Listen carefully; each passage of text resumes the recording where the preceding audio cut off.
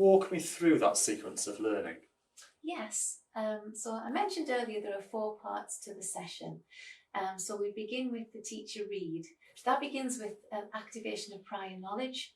So you might have some images or you might do a mind map, but it's really getting children to tune in and bring some of their prior knowledge, make some connections.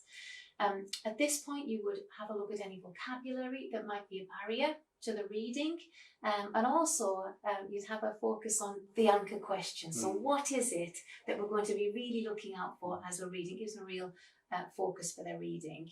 And then also we would explore. So for example, if it was a poem, we might read the poem through. We might talk about the stanzas and the rhyme and so on, have some responses from the children, and then a little bit around fluency.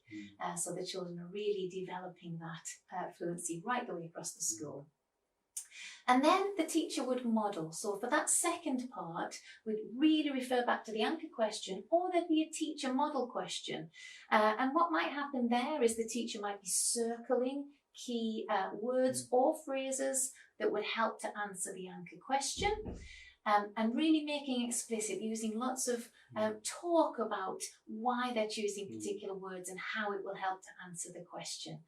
Lots of thinking aloud, we call that. Then we give the children the opportunity, so children practice, and they'll be doing the same thing, but they might be taking the next section. So again, if I choose the poem, they might... So the skill's the same? The skill is the same. But the text might be different? Yes, it could be the next stanza, for example.